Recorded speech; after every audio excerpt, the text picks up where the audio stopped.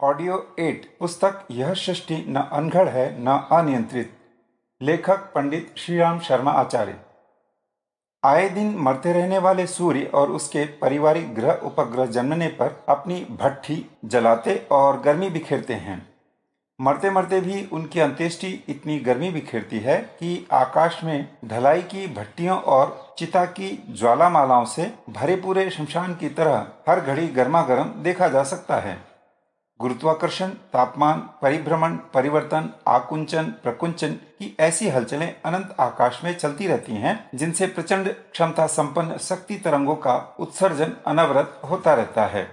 वे तालाब की लहरों की तरह फैलती और आगे बढ़ती चली जाती हैं। दूरी बढ़ने से उनकी समर्थता हल्की तो होती है, पर पूर्णतया समाप्त होने की स्थिति कभी भी उत्पन्न नहीं होती। अगणित स्रोतों से उत्पन्न और अनेक आकर्षण विकर्षणों से प्रभावित प्रेरित वे तरंगे आगे बढ़ती हैं, साथ ही परस्पर मिलकर नए नए आधार खड़े करती हैं। अति सघन न्यूट्रॉन तारे एक सेकंड में 30 चक्कर लगाने की भयंकर चाल से गतिशील रहते हैं। इतनी ऊर्जा उत्सर्जित करते हैं कि उनसे प्रभावित क्षेत्र को विद्युत चुंबकत्व का भंडार कहा जा सके। यह तो विवेचन हुआ इस निखिल ब्रह्मांड के विराट वैभव एवं उस शक्ति सामर्थ्य का जिससे अधिकांश अनभिज्ञ है। अपने सौरमंडल के संबंध में ही अगणित पक्ष रहे हैं जिनकी हमें अत्यल्प जानकारी है। अपने सौरमंडल के सूर्य परिवार के ज्ञात सदस्यों की संख्या 9 है। पृथ्वी उनमें से एक है। इस तथ्य को यो भी कहा जा सकता है कि हमारी पृथ्वी के समान आकाश में और भी पृथ्वियां हैं जिन्हें ग्रह कहते हैं। इन ग्रहों में बुध सूरज के सबसे पास है और यम सबसे दूर। यम आकार में अन्य सब ग्रहों से छोटा है। बुध और यम दोनों की स्थिति एक दूसरे से सर्वथा उल्टी है। बुध सबसे ज्यादा गर्म है तो यम सबसे अधिक ठंडा। पृथ्वी का निकटवर्ती ग्रह शुक्र है। यह हमारी धरती के पड़ोस में कुल 2 करोड़ 60 लाख मील दूर है। इतनी दूरी के बीच में अन्य कोई ग्रह नहीं आता, इसीलिए उसे ही अपना पड़ोसी ग्रह कहना पड़ेगा। पृथ्वी पर तो एक फरलांग 1 मील के 8वें भाग की दूरी भी किसी घर को दूरवर्ती और अपरिचित बना देती है, परंतु अनंत ब्रह्मांड के विस्तार को देखते हुए यह दूरी 2 कदम दूर स्थित घर से भी कम कही जाएगी। इस ग्रह का व्यास 7,700 मील माना गया है। पृथ्वी से सूर्य की ओर यात्रा करने पर यही ग्रह सबसे समीप पड़ता है। चूंकि यह पृथ्वी की अपेक्षा सूर्य से अधिक निकट है, इस कारण वहां का वातावरण भी पृथ्वी से गर्म है। इतना गर्म कि पृथ्वी का कोई प्राणी वहां जाए तो जलकर भस्म हो जाए। इतनी गर्मी में वहां जीवन के अस्तित्व की कोई संभावना नहीं समझी जाती। मंगल शुक्र के बाद समीप पड़ने वाला ग्रह है। यह पृथ्वी से सूर्य की उल्टी दिशा में यात्रा करने पर आता है, अर्थात मंगल पृथ्वी की अपेक्षा सूर्य से अधिक दूर है। सूर्य से इसकी दूरी 13 से 15 करोड़ मील है। यह पृथ्वी की अपेक्षा काफी ठंडा है। इसका व्यास करीब 4,225 मील है। अपने सौर परिवार में यदि सबसे बड़ा और वजनदार सदस्य है तो वह है बृहस्पति, गुरु। यह शेष 8 ग्रहों के सम्मिलित भार से भी अधिक भारी है। पृथ्वी से यह करीब 325 गुना वजनदार है तथा व्यास करीब 11 गुना। इस ग्रह के 4 उपग्रह हैं, या कहा जा सकता है कि बृहस्पति के आकाश में 4 चंद्रमा उगते और चमकते हैं। शनि सूर्य से 88 करोड़ 64 लाख मील दूर है और करीब 29 वर्षों में सूर्य का एक चक्कर करता है। सुंदरता की दृष्टि से इसे सौर परिवार का सर्वाधिक सुंदर ग्रह कहा जा सकता है। शनि के बाद वारुणी अथवा यूरेनस आता है, जो सूर्य से 178 करोड़ मील दूर स्थित है। इसका व्यास 32,000 मील है। 150 वर्ष पहले तक तो वैज्ञानिकों को इसका अता पता ही नहीं था। यह सूर्य की परिक्रमा 84 वर्षों में करता है। कहा जा सकता है कि वहां का एक वर्ष पृथ्वी के 84 वर्षों के बराबर होता है। यदि मनुष्य की आयु वारुणी के समयमान से समझना चाहें तो वारुणी पर रहने की दशा में आदमी जन्म लेने के वर्ष भर बाद ही बूढ़ा होकर मर जाता है। इस ग्रह के 5 चंद्रमा है। वारुणी के बाद वैज्ञानिकों को वरुण ग्रह दिखाई दिया, जो सूर्य से 279 करोड़ मील दूर है। वहां यदि मनुष्य को जीना पड़े तो शायद 6 महीने में ही वह बूढ़ा होकर मर जाए। क्योंकि पृथ्वी के मान में वह 165 वर्ष में सूर्य की परिक्रमा लगाता है। अर्थात पृथ्वी के 165 वर्ष वरुण के 1 वर्ष के बराबर होते हैं। वरुण के बाद अंतिम ज्ञात ग्रह यम है, जिसका पता सन 1931 में लगा।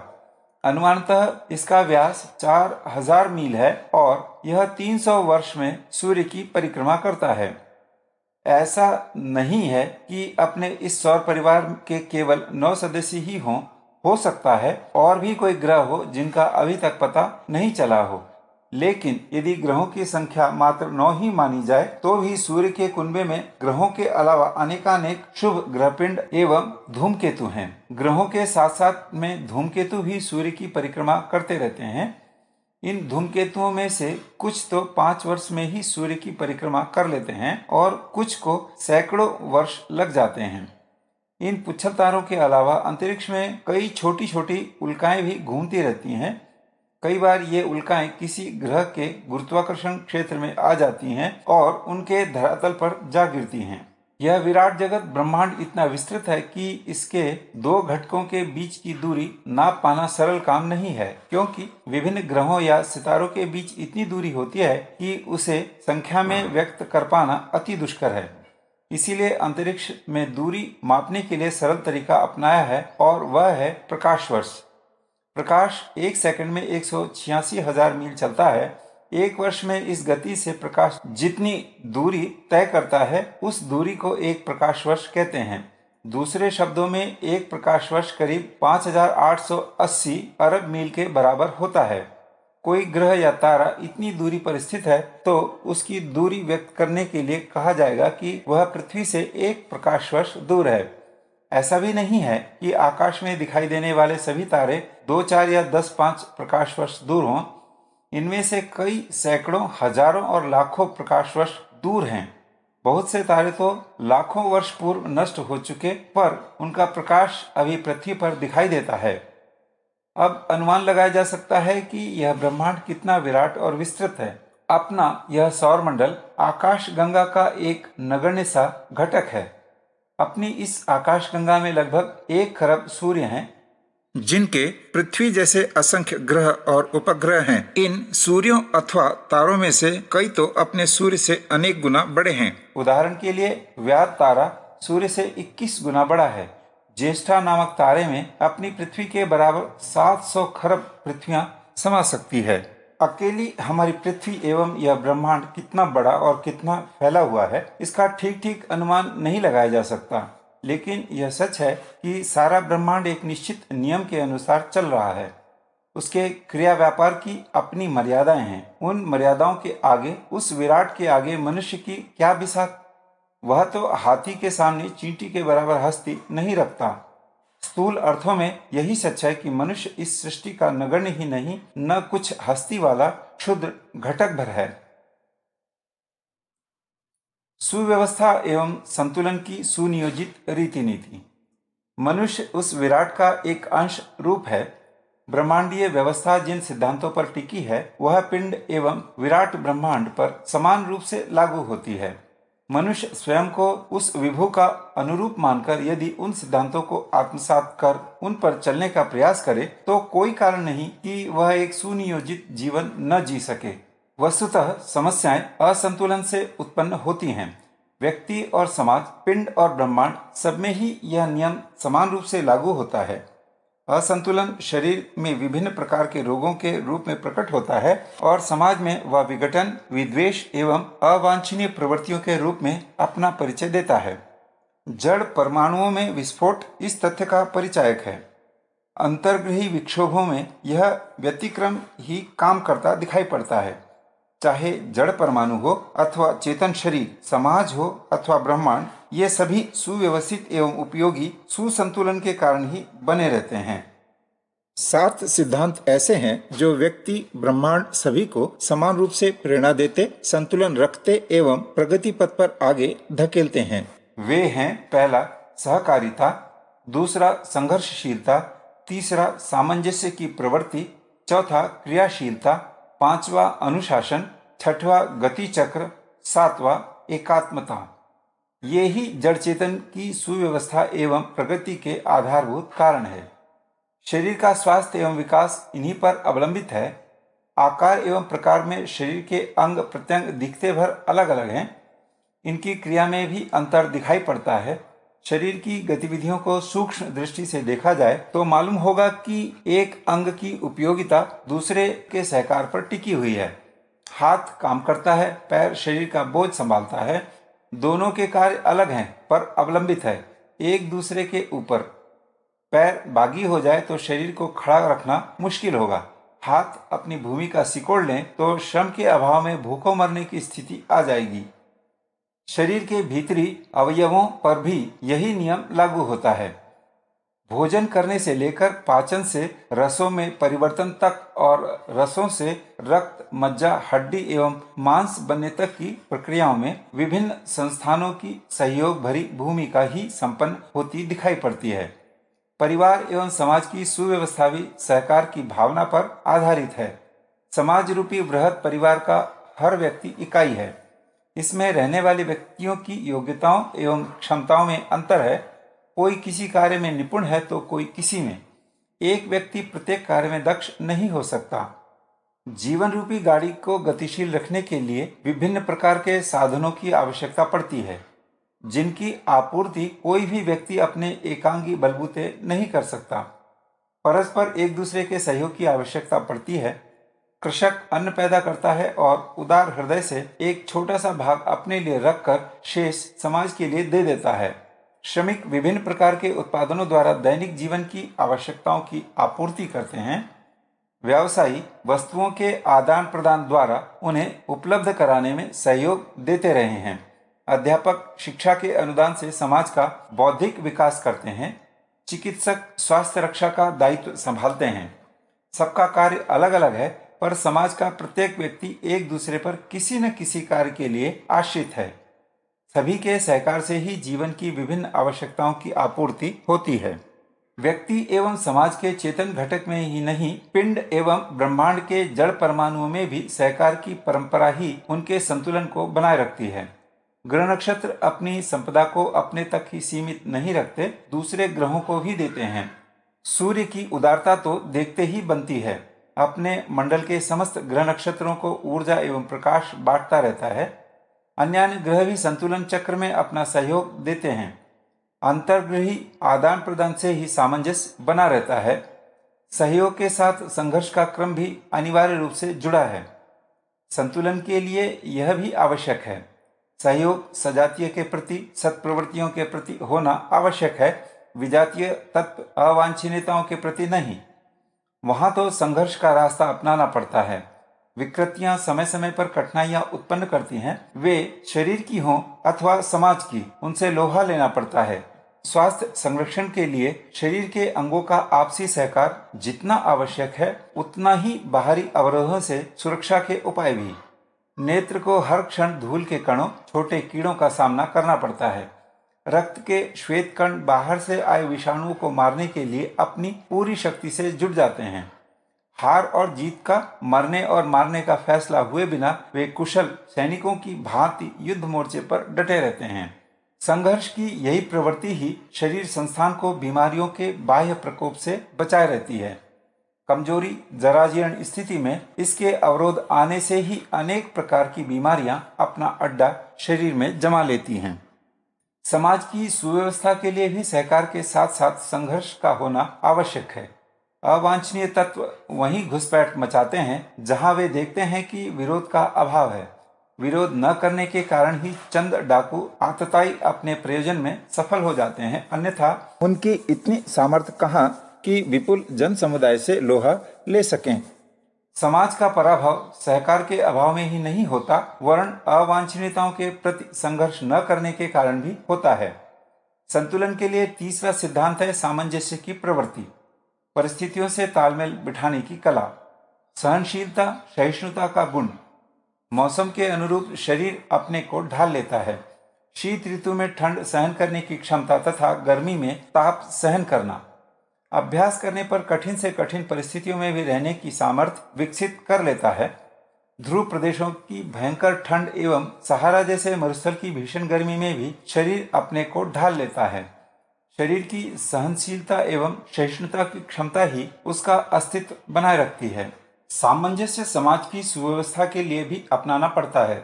समाज में रहने वाले व्यक्तियों के स्वभाव अभिरुचियों में भारी अंतर होता है। हर मनुष्य में देव और दानव भी, सद्गुण और अवगुण भी हैं। उनसे तालमेल बिठाकर चलना पड़ता है। अवगुणों से अपने को बचाए रखने तथा सद्गुणों से लाभ उठा लेना सामंजस्य की दृष्टि द्वारा ही संभव है। हर व्यक्ति को न तो अपने इच्छानुवर्ती बनाया जा सकता है और न ही स्वभाव में परिवर्तन किया जा सकता है। आपसी विग्रह परस्पर तालमेल न बिठा पाने के कारण ही उत्पन्न होता है। जड़ चेतन में व्यक्ति एवं समाज में संतुलन के लिए चौथा महत्वपूर्ण पक्ष है क्रियाशीलता का। सूक्ष्म दृष्टि से देखा जाए तो स्पष्ट होगा कि विराम नाम की स्थिति का कहीं भी अस्तित्व नहीं है। स्थिर जड़ दिखाई पड़ने वाली वस्तुओं के परमाणुओं में भी तीव्र गति हो रही है। बिना विश्राम लिए परमाणु के कण, प्रोटॉन, इलेक्ट्रॉन एक निश्चित गति से नाभिक के इर्द गिर्द चक्कर काट रहे हैं। वस्तुओं का अस्तित्व इस गति प्रक्रिया पर ही टिका हुआ है। यह एक क्षण के लिए भी बंद नहीं होता। स्थिरता का अर्थ होगा वस्तु को अपनी सत्ता ही गंवा बैठना। विराट सृष्टि का कोई भी घटक स्थिर नहीं रहता। पृथ्वी 29.8 किलोमीटर प्रति सेकंड की गति से चक्कर काट रही है। चंद्रमा तीव्र रफ्तार से दौड़ता चला जा रहा है। सूर्य भी स्थिर नहीं है। अन्य ग्रह नक्षत्रों की भी यही स्थिति है। उनमें से एक भी विश्राम के मूड में आ जाए तो सारा संतुलन डगमगा जाएगा। बाह्य रूप से स्थिर दिखाई पड़ते हुए भी शरीर के भीतर निरंतर गति बनी हुई है। श्वास 18 बार प्रति मिनट के हिसाब से भीतर आता है। हृदय 72 से 74 बार प्रति मिनट धड़कता है। हृदय 5 से 6 लीटर रक्त प्रति मिनट फेंकता है। रक्त 0.07 सेंटीमीटर प्रति सेकंड की गति से चलता है। शरीर के भीतरी अवयव कभी भी शांत नहीं बैठते। स्थिरता तो मृत्यु का पर्याय है, क्रियाशीलता जीवन का। शरीर ही नहीं, परिवार एवं समाज को सुविकसित करने, जीवंत बनाए रखने में गतिशीलता की ही भूमिका होती है। पांचवा पक्ष है अनुशासन का। अनुशासन के अभाव में क्रियाशीलता उच्छृंखल बन जाती है। यही जड़ परमाणुओं को आपस में बांधे रहता है। परमाणु के प्रत्येक कण अपनी निर्धारित कक्षा एवं गति में चक्कर काटते रहते हैं। अनुशासन की मर्यादाओं का उल्लंघन करते ही भयंकर विस्फोट का संकट उत्पन्न हो जाता है। शरीर के प्रत्येक अवयव अपने सीमा क्षेत्र में रहते हुए अपनी निर्धारित भूमिका संपन्न करते हैं। उनके बागी होते, उच्छृंखल बनते ही अनेकानेक रोग उठ खड़े होते हैं तथा जीवन मरण तक का संकट उत्पन्न हो जाता है। पारिवारिक एवं सामाजिक जीवन में अनुशासनहीनता उच्छृंखलता एवं अनैतिकता को बढ़ावा देती है। नैतिकता का अंकुश न रहे तो परिवार को टूटते एवं समाज को बिखरते देरी नहीं लगती। जड़ सृष्टि हो अथवा चेतन, दोनों के संतुलन के लिए अनुशासन का होना आवश्यक है। जड़ चेतन को सुव्यवस्थित बनाए रखने के लिए एक स्वचालित प्रक्रिया चल रही है जिसे गति चक्र कहते हैं, जिसका एक निश्चित प्रयोजन है।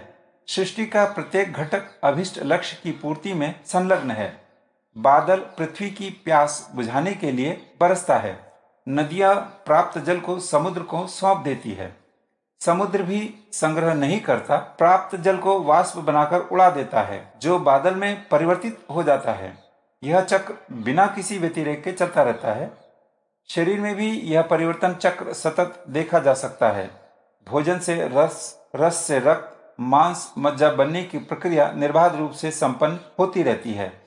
नई कोशिकाएं उत्पन्न होती हैं, पुरानी का निष्कासन होता है। शरीर मरता है, नए का प्रादुर्भाव होता है। फलतः जीवन मरण का चक्र जीव जगत का प्रवाह बनाए रहता है। यदि वह चक्र रुक जाए तो जीवन का अस्तित्व ही संकट में पड़ जाएगा। सहकारिता, संघर्षशीलता, सामंजस्य, क्रियाशीलता, अनुशासन, गति चक्र के सिद्धांत एकात्मकता के बिना अधूरे रह जाते हैं। समस्त सृष्टि में जड़ चेतन में एक सत्ता समाई हुई है। उसे अभिव्यक्त करने, संबंध जोड़ने के लिए ही सभी व्यापार चल रहे हैं। एक सत्ता में समस्त सृष्टि गुथी हुई है। एक ब्रह्म ही सर्वव्यापी है, सब में समाया हुआ है। सभी सिद्धांत इसी तथ्य का बोध कराते हैं। प्रकृति एवं जीव जगत के बीच काम कर रहा इकोलॉजिकल संतुलन उस एक सत्ता का ही परिचय देता है। जैसे जैसे इस दिशा में मनुष्य के कदम आगे बढ़ेंगे, वह विराट चेतना और भी स्पष्ट रूप में व्यक्त होती जाएगी। अंत में यह अभिव्यक्ति ही आत्मबोध के रूप में प्रकट होती है। इतना बन पड़ने पर आगे आत्मिक प्रगति का मार्ग प्रशस्त हो जाता है।